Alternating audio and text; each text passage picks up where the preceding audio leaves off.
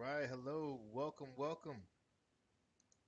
Hope all is well. This is Courtney Rollins with the Life in Transitions YouTube channel, Facebook group, and I am also live on Instagram. Shout out to StreamYard. It gives me the opportunity to connect with so many people across different platforms. Today, we are looking at something very close to my heart. As you may know, with the State Pro Service, I'm helping families make the probate process easier. And it's one of the ways that I give value and add value to the marketplace. And it's also one of the ways that I find properties that I either invest in or end up wholesaling. One of the hats I wear is a cash buyer. That's quite often a great solution for folks who are trying to trade speed, convenience, or address challenges that comes up quite often when someone's dealing with an estate. But there's a wide range of reasons that people want to sell their property quickly for cash.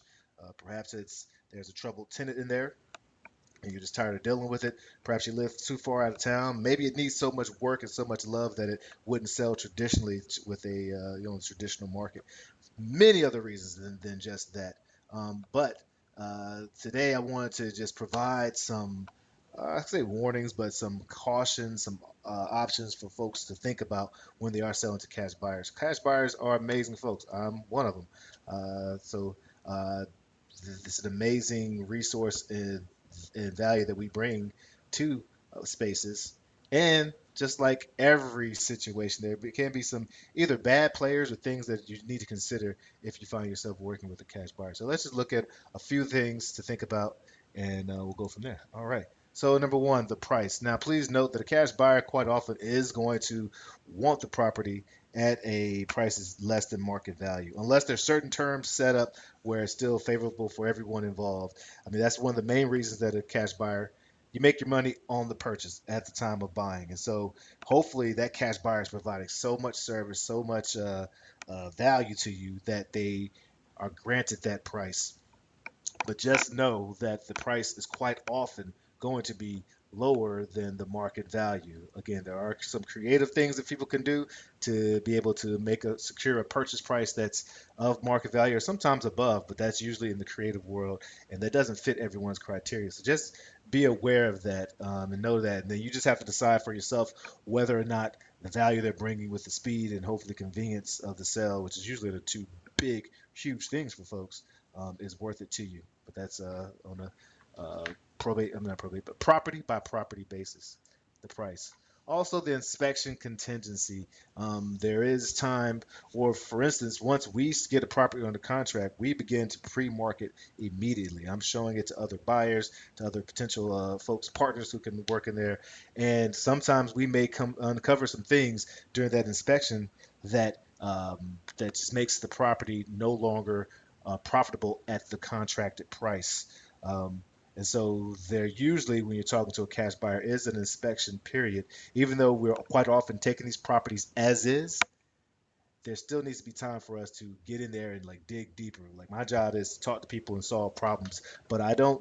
I mean, I'm not a home inspector, so I will either hire someone out or work with contractors who can do that job for us. And some things come up, and so just know that there's inspection contingencies that's quite often in there. But what you don't want or don't need is a inspection contingency that's ridiculous. Like I can like if it's a house, a 7-10 day inspection contingency should be pretty normal for most folks. But there are outliers in other situations where you need longer inspection contingencies. There are times, even on the other end, where you can say, hey, no, you need to take this as is. Once you see it, we don't need any more inspections. And there are times where that's afforded.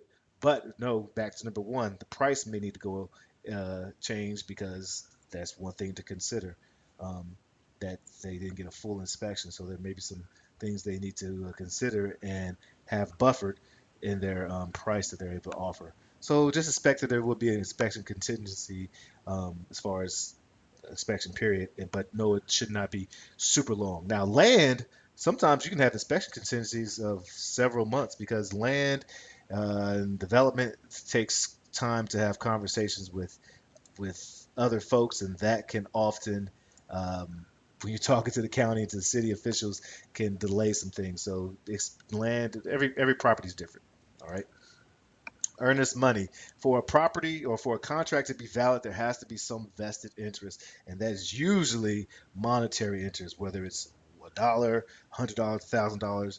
Please make sure that the buyer has set an earnest money that you're comfortable with, and that actually gets deposited into the closing attorney or the title company, depending on what state you're using.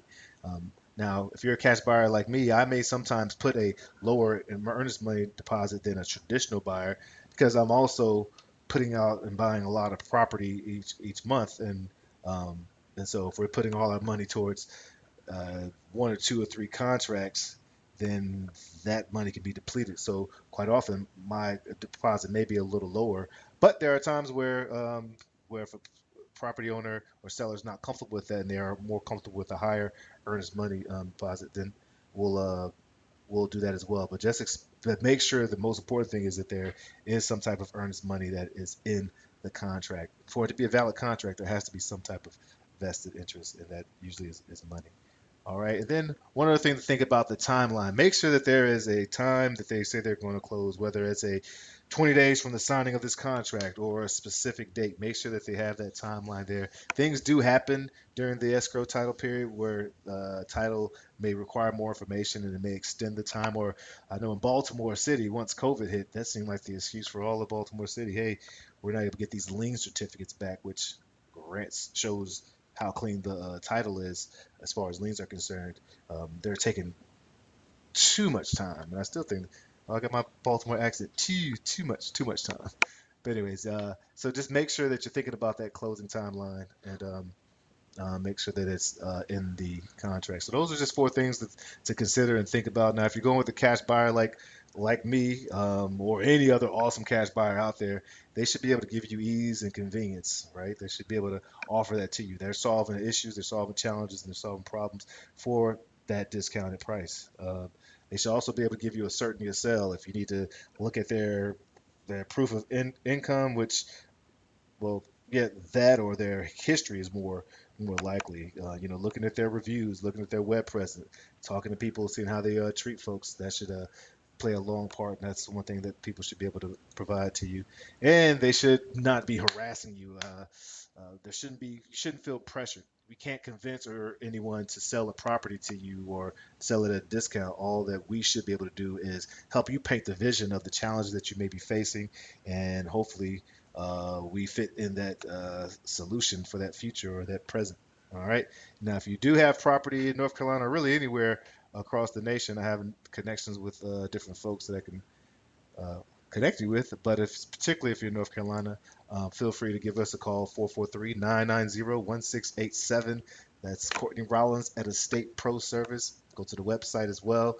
Check out the YouTube channel, Life and Transitions Experts. Provides tons of resources out there for folks, particularly in the probate and estate planning space and in the real estate world. And would love to be a part of your journey. This is the Life in Transitions YouTube channel. That's LITE. Let your light shine. Cheers.